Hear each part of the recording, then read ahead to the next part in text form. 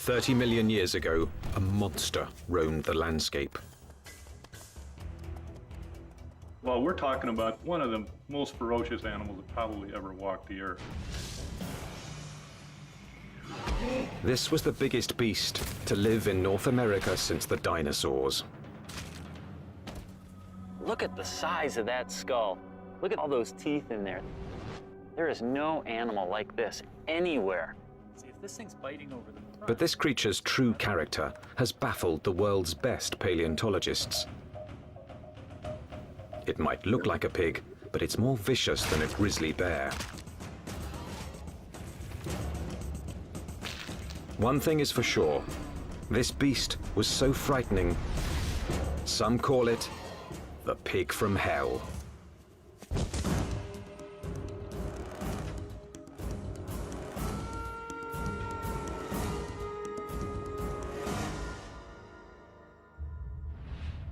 Prehistoric America, 30 million years ago, the dawn of the Oligocene epoch.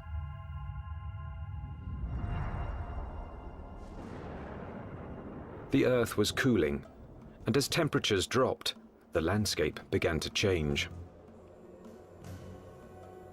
In what would someday be Nebraska, Wyoming, and South Dakota, tropical forests gave way to a radically different environment.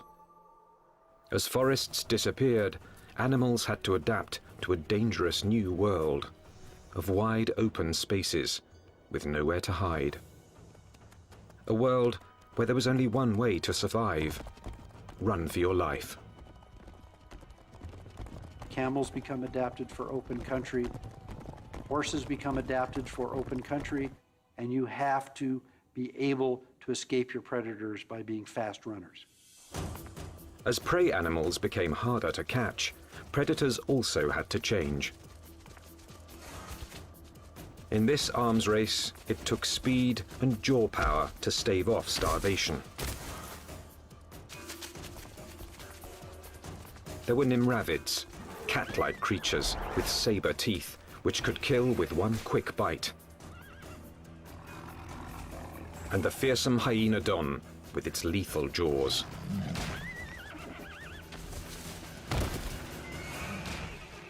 There was another animal stalking these deadly grasslands.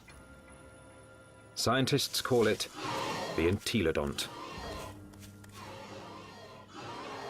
More than a meter at the shoulder, weighing in at 270 kilos, entelodont was the Oligocene's #1 menace. Entelodonts, I mean, they were really bad-looking animals that only a mother could love. And if you were another animal on the landscape and you saw one of these things, I think you'd go in the opposite direction. Paleontologists have always looked at the entelodont's sheer power with reverence. But its behavior is one of evolution's most puzzling enigmas. Was it a pure hunter? Or did it use its battle tank body simply to protect itself from other predators? Between the biting and the chewing, you wanted to stay away from the business end of this animal. Just look at it. Look at the size of that skull. Look at all those teeth in there. There is no animal like this anywhere. Entelodont's name means perfect-toothed. Its teeth were driven by a perfect system, which gave this creature a ferocious bite.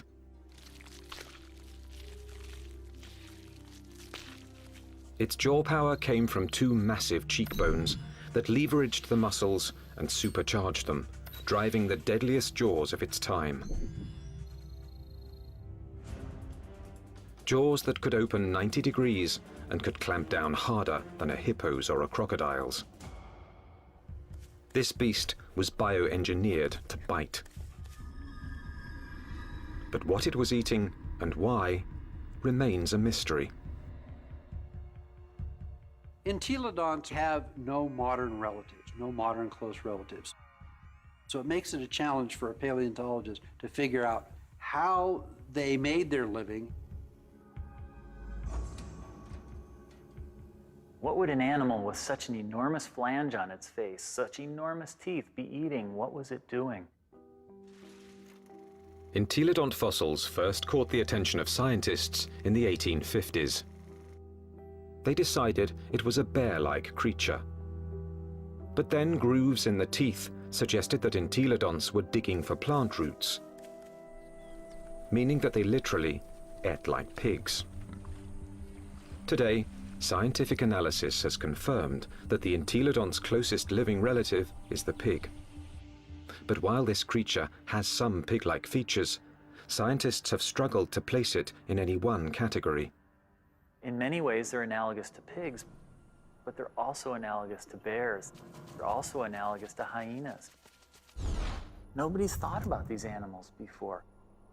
And there's no animal alive today that is a direct comparison to entelodonts. The lifestyle of entelodonts has provided paleontologists with difficult questions.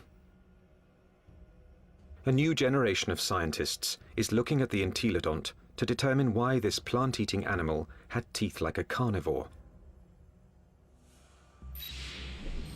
Entelodont jaws held 4 different kinds of teeth: canines, incisors, premolars, and molars at the back. The back molars were ideal for grinding vegetation, but it's hard to imagine that the entelodonts would have needed such lethal canines and incisors just to grab plants. Then, in 1993, a discovery suggested that entelodonts were chewing on much more than plant roots. We've got a set of vertebrae here. You can see the neural spines are evident. For over 15 years, this quarry site in the Badlands of South Dakota provided paleontologists with a multitude of fossils from the animals that shared entelodont's world. There it is. First time out in 33 million years, huh?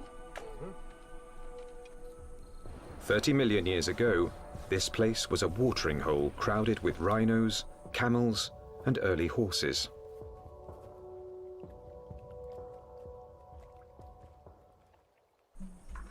Well, we have some articulated ribs. Scientists also found one of the largest collections of entelodont bones in the history of North America. So many that they dubbed the site the Big Pig Dig. Fossil hunters also found the prehistoric equivalent of fingerprints. Entelodont teeth marks all over the bones of the biggest and fastest animals of its time.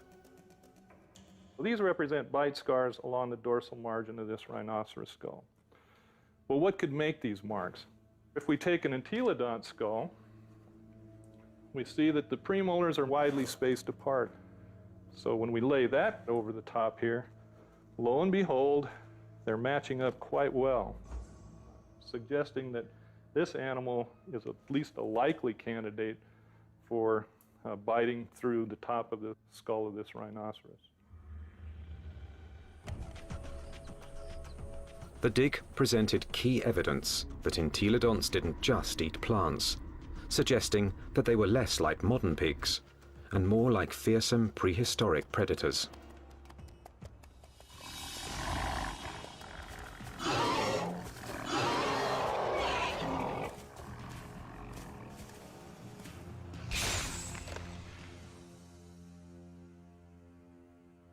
If we look at the front of the mouth of an entelodont, it's got a very strong bite that's interlocking. The teeth come together like that. The tips of the teeth don't touch each other, so it's not really specialized for cropping vegetation. In addition to interlocking, the front teeth angled slightly forward, giving entelodonts the ability to grab and nip, something plant eaters don't need, but meat eaters do.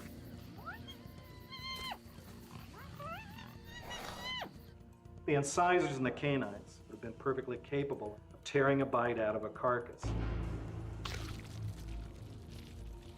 But dentition isn't the only reason paleontologists believe the entelodont was a dedicated carnivore.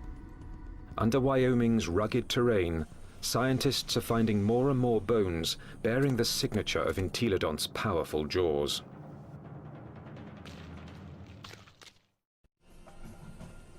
Across the Great Plains of North America, scientists are investigating a prehistoric pig.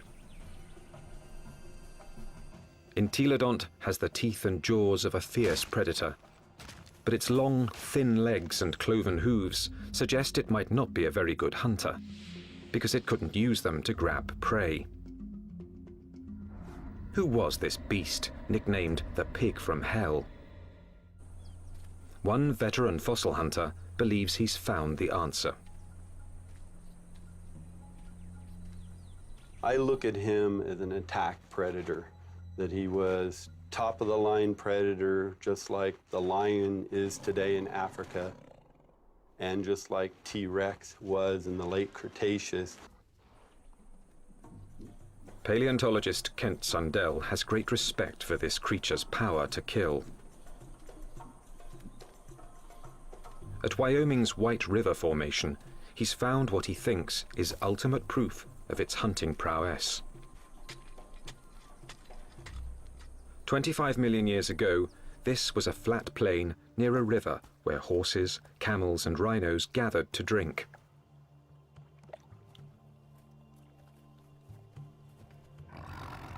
Fierce carnivores, such as hyenodons and saber-toothed cats, were also drawn here. It was the perfect spot to ambush and kill the unwary prey animals. In 1998, Dr. Sundell found the mangled skeletons of 7 miniature camels jumbled together. All the bones had been gnawed, and 6 were missing their hind quarters. In theory, they could have been the victims of several predators, like the hyenodon or early saber-toothed cats. But when Dr. Sundell matched up the teeth from White River's meat-eaters with the bite marks on the camel's bones, only one fitted.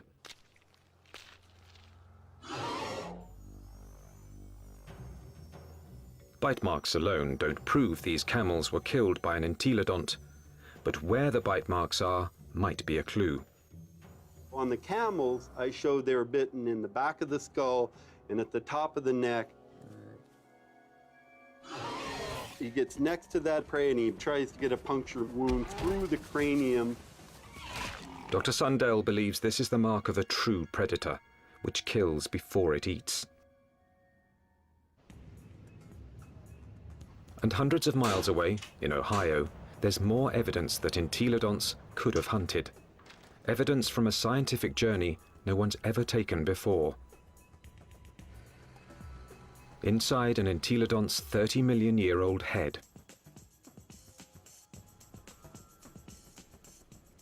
At Ohio University, anatomist Larry Whitmer uses a CT scan to electronically model the brain surfaces of prehistoric animals. When he modeled his first entelodont brain, he noticed something unusual. This animal's eye sockets face right back out at us. What that tells us is that this animal almost certainly had binocular vision, meaning the visual fields overlapped, which allowed them to have some depth perception. Larry Whitmer believes entelodont's eyes help to identify it as a predator. There's a decent chance that this animal has binocular vision as a predatory adaptation, to actually spot prey and actually judge their distances, which you might actually expect an ambush predator to have. So it could actually jump at the right speed and the right distance in order to capture its prey.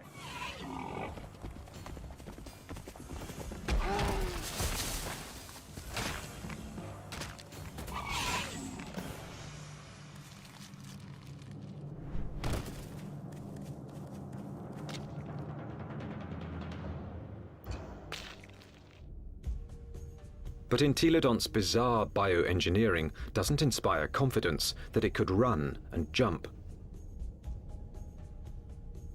Its body bones are light compared with its massive skull. But in fact, entelodonts easily carried their enormous heads, without tipping over, using powerful packs of muscle bulging from the top of the spine to the legs, and from the back of the head to the tail. The animal's head was cantilevered out in front of its body with these ligaments that ran from these spines down to the skull. It had full muscle all along either side here, and it had muscles coming from the sternum up to the jaw down here. Massive muscles carried its oversized head.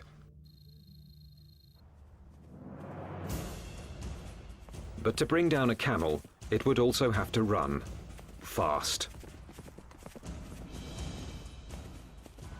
And that's when the entelodont's agile, lightweight body may have paid off. There's just one problem. When a predator catches its prey, it relies on its claws to grab it and bring it down.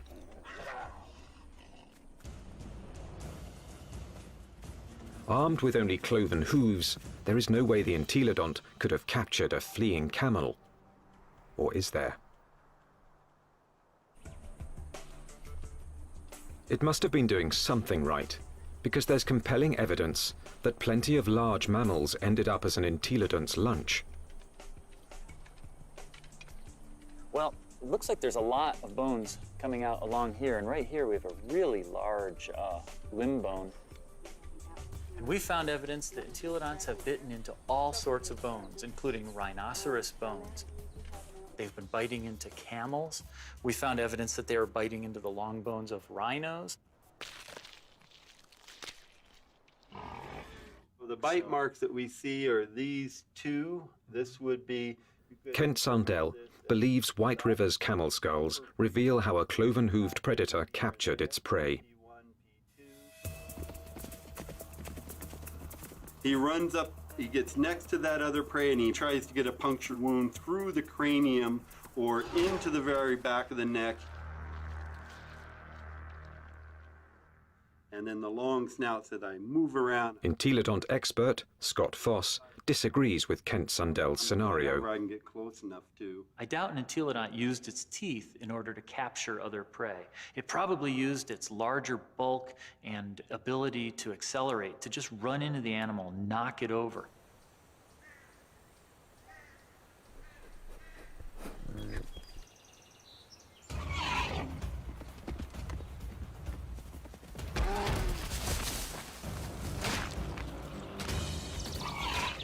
Once I had that animal knocked over, then the teeth can go into business, then the jaw goes into business, and it could crush whatever it went into.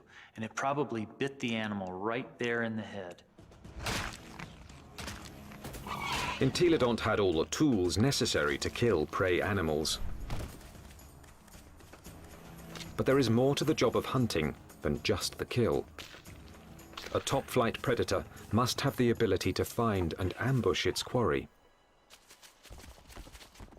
To understand this part of the process, science needs a fossilized window into an entelodont's world. What would we see if we could follow in an entelodont's 30-million-year-old footsteps? At a fossil site in Nebraska, that's exactly what scientists have done.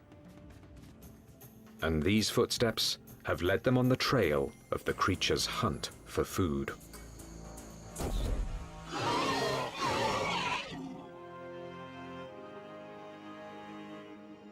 Northwest Nebraska, home to Toadstool Geologic Park, one of America's more remote tourist destinations, and a treasure trove for anyone fascinated by life's ancient past.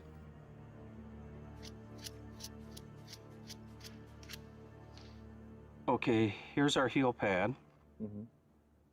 Toe, center hoof, which bears most of the weight, the middle toe. So that makes this a very nice rhinoceros print. 30 million years ago, these solid rocks were muddy stream banks, where migrating animals left their footprints, still preserved in Toadstool's rocks. Well, once we get it clean, it's a very nice rhino. Weigh in anywhere around 500, 600, 700 pounds.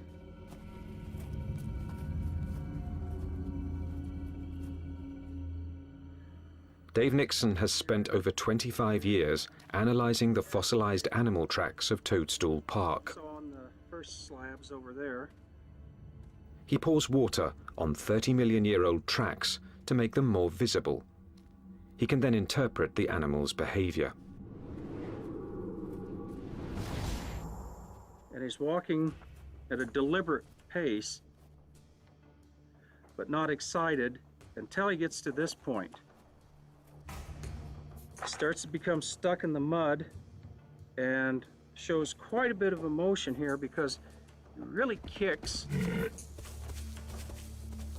lands here, and he's out of the mud, but he puts another leap in, and the third bound takes him out of our exposure, and we're seeing excitement, if not fear. And if you're a herbivore, somebody always wants you for lunch. The rocks reveal that something was following the rhinos. We also have some smaller tracks. They look really tiny until you realize they're the tips of the toes. And what we have is an entelodont. The entelodont tracks at Toadstool Park give experts like Dave Nixon an unparalleled opportunity to understand how these creatures might have hunted. Because on that day, 30 million years ago, entelodonts weren't the only animals following the rhinos. And we have a set of carnivore tracks over here. These are smaller, and there are some claw marks on the inside. And we have another set right here. That carnivore may have been a hyenodon. 30 million years ago, hyenodon was one of the top carnivores in North America. Its powerful jaws could pin down any prey animal. Then its razor-like teeth would finish the kill. But it also had the patience to track the prey over long distances. The carnivores are following the herd animals who go through first and fairly close. They'd be relatively on the heels of the group.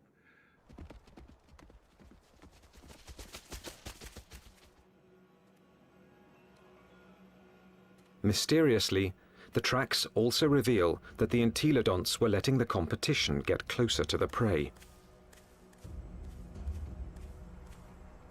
They're following the main herd, but they're not as close in time. Why would a hungry entelodont on the trail of a meal allow another predator to rush in for the kill?